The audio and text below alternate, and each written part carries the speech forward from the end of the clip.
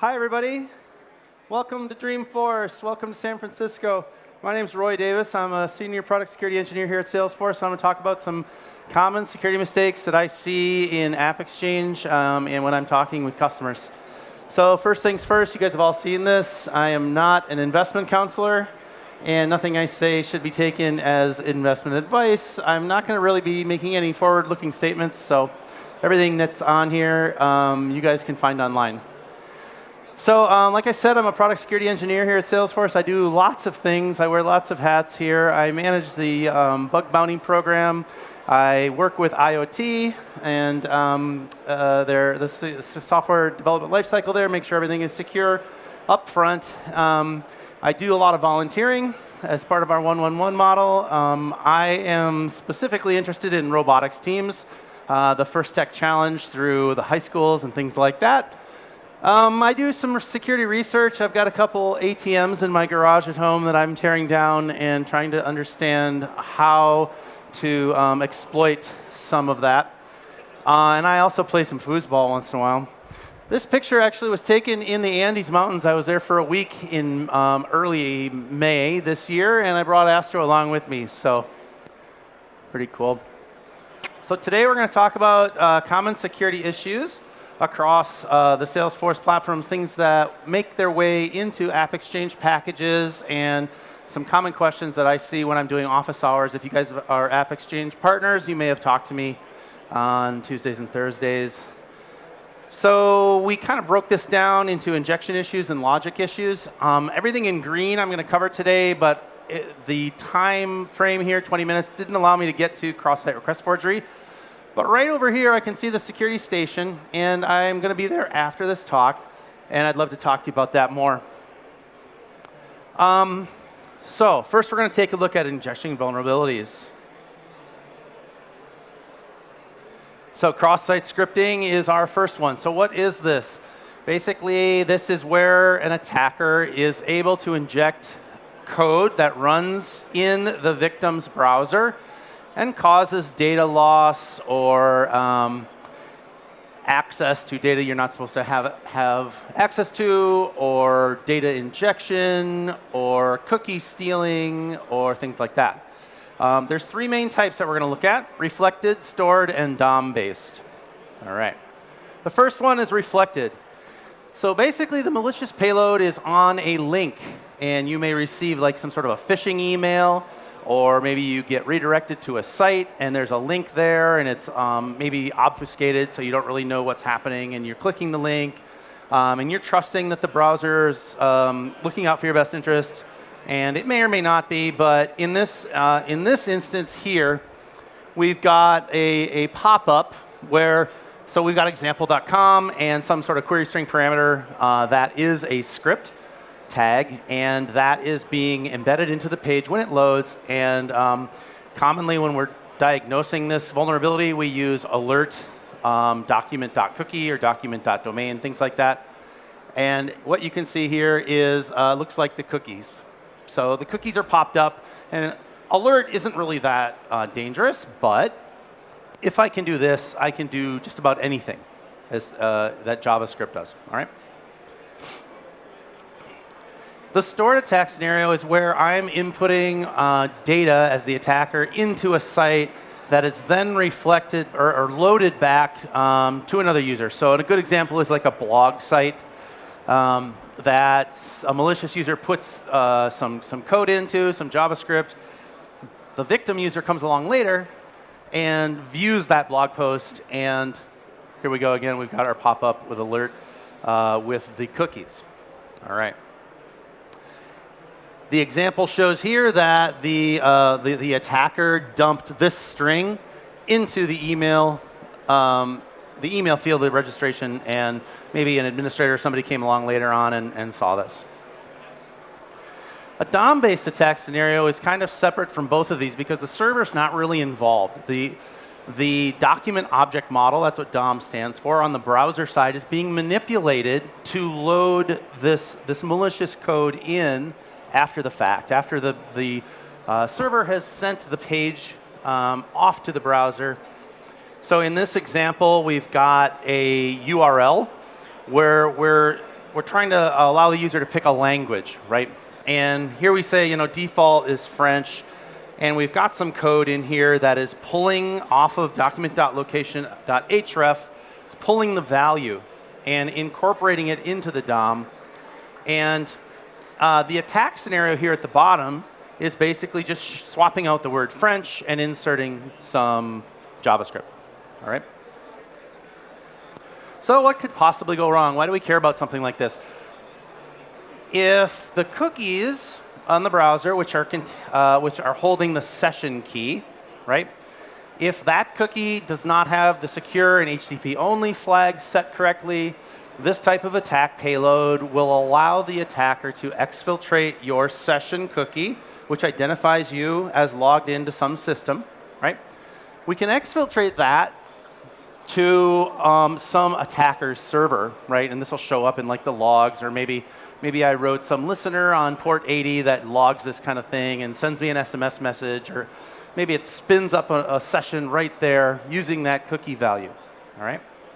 So we can see that we're concatenating document.cookie to the source URL of a new image that we're spinning up and adding to the DOM. And as soon as this gets loaded, off goes your cookie values and game over. All right. So how do we remediate this? A lot of people will say, well, let's filter the input. That's a good way, right? It's good. It's not everything, though. It's kind of weak. It's not foolproof. There are ways around it, especially if you're a good hacker. Okay? Dealing with the bug bounty program, I see some of the world's best hackers all the time, and they are very good at this. Really what you want to do, and what we encourage people to do, and what we do in our own platform here at Salesforce, is what's called output encoding, where we're swapping out the value, the character value, for its equivalent HTML entity code. So you can see some examples up here of less than and greater than, double quotes and single quotes, right? Being swapped out for their entity values. There's well over 200 entity values that can be used and swapped out. All right. Content security policy is another way to remediate this issue, and basically what this does is it tells the browser what's acceptable, where can I execute JavaScript, what kinds of tags are allowed. So in our basic policy definition here, all resources need to be hosted by the same domain, where the document originated from. There's no inlines or evals for scripts and style resources. This more hardened policy at the bottom allows images and scripts and AJAX and CSS from the original same domain only, but doesn't allow any other resources to be loaded, like objects, media, files, things like that. So this is another way to deal with it. All right. In our Apex controllers, there's actually some methods available to you as you're writing Apex code to do escaping of the output, okay? To make it safe so that you're not exposing your users to XSS. For HTML, you want to use the escape to HTML method off the TextUtil library. And if you have JavaScript in HTML, things like maybe an event handler inside a tag, you're going to want to use JavaScript in HTML. All right. In Visualforce, we've got a couple of different things going on here. Visualforce, I just spent the last hour actually trying to trick Visualforce into popping an alert box, and I was very frustrated because it wasn't working, and that's because we have a lot of things built into the platform to prevent this. The bottom one, though, however, if I take a current parameter from the page, something that the user is inputting, and I assign it to a variable in JavaScript, that's dangerous, and that is susceptible to cross-site scripting injection. Okay, the top here, where we have current page parameters inside a div tag, that's going to be automatically escaped for you, so you don't need to call any special properties there. In the Visualforce page itself, we have 4 different encoders available for you in the Visualforce page. So it depends on what you're trying to encode and what you're trying to output. If you have just JavaScript, you want to use JS encode. If you have JS in HTML, you can use that. And there's a couple examples here that show So the previous slide showed kind of an unsafe implementation, and this is the remediation for that on the previous slide. Okay, in Lightning, we have a couple of different examples up here. The first one where we're just basically inserting a value. That's going to be safe. That's going to be automatically encoded for you, as is the second value where we're setting the title of our div tag to some value from the database or some value from our backend controller. The third one here isn't going to compile because basically we're saying, this div tag is going to have some arbitrary property that's specified by something in the database, and that's just not going to work for you. Same thing with the fourth one here, where we're trying to embed into our title some value. But the fifth one here, where we're taking that same value and concatenating it, that is going to work for you. All right. The two at the bottom, we've got some JavaScript that you could inject here. This is very unsafe. You wouldn't want to do that because v.foo here could be some JavaScript. This is not protected. So if you need to do this, you're going to want to use the Apex controller side encoders that we showed a few slides back. The bottom one forces a relative URL. And it basically protects your page from clicking outside and loading some external resource or going somewhere else. All right. In Locker Service, so we got this giant JavaScript library called Locker Service, which encapsulates JavaScript and makes it safer. Okay. This started with API 40, but the newest one, 43, has a lot of fixes. We are constantly trying to improve it and improve the security of the Locker Service. So I highly encourage you to use the version 43. Basically, it prevents components in iframes and in frames from talking to other components, the rendered data, and having access to that rendered data. Okay. And it reduces the attack surface of JavaScript, like I said, by encapsulating it. I don't have a lot of time to go deeply into Locker Service, but I'd love to talk to you about it more over with the security station. And then we have a couple of links here for some trails that you can take. All right, so that's XSS. Let's go on to SOQL Injection. So what is SOQL? It's basically Salesforce's implementation of SQL. We removed a lot of very dangerous keywords from SQL to make it, to reduce the attack surface. So things like inserts and updates and deletes and unions and joins, things that are commonly exploited to do SQL injection are not here in SOQL. There's no command execution available on the database side, no wildcard fields. You can't chain queries together using a semicolon like you can in like MS SQL and some others. So it's safer, but it still needs to be implemented correctly. So let's look at some issues with this. Let's consider a string concatenation sort of scenario like we have on the screen here. We've got some code that's on our Apex controller, and it's trying to do a SOQL query against the database. But it's doing string concatenation. We can see the where clause, right? We're taking some query value that we built up here, and we're concatenating it to this where clause that has user-based input, all right? So let's say that the user-based input is, and performance rating is less than 2, okay? And so what this is going to do is it's going to give me access to records that are beyond the CRUD-FLS and sharing rules that have been implemented by your system administrator, okay? So this scenario is like, you've got a list of, a table of employees, and you've got this special column that says, hey, what's the performance rating of all of my employees? And, you have access to that, but you don't have access to that column, right? Well, I can infer now, if I can do this SOQL injection, who the employees that maybe aren't performing so well, right? So it's elevating my access to data beyond what the user or the system administrator has set up. All right. So how do we mitigate this? Basically, what we want to do is treat variables as data only.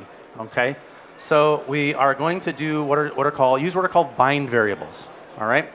And simply what you're going to do is you're going to prepend your variable with a full colon here. As you can see, we have title like colon Q title. Okay.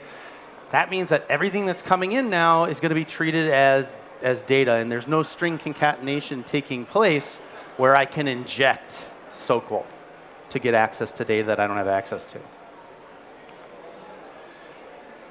If we're looking to use dynamic fields and object names in bind variables, we need to do some sanitizing and combine validation and permission checks. So this is kind of like a base class or a base function approach to doing that sanitization and putting all of those checks into one place so that you don't have to cut and paste, access checks all over your code, right? You just put all that stuff in one place. You have an object name that you send in, and then this one little function takes care of all those things for you. All right, so the next thing on the list is open redirects. So what is this?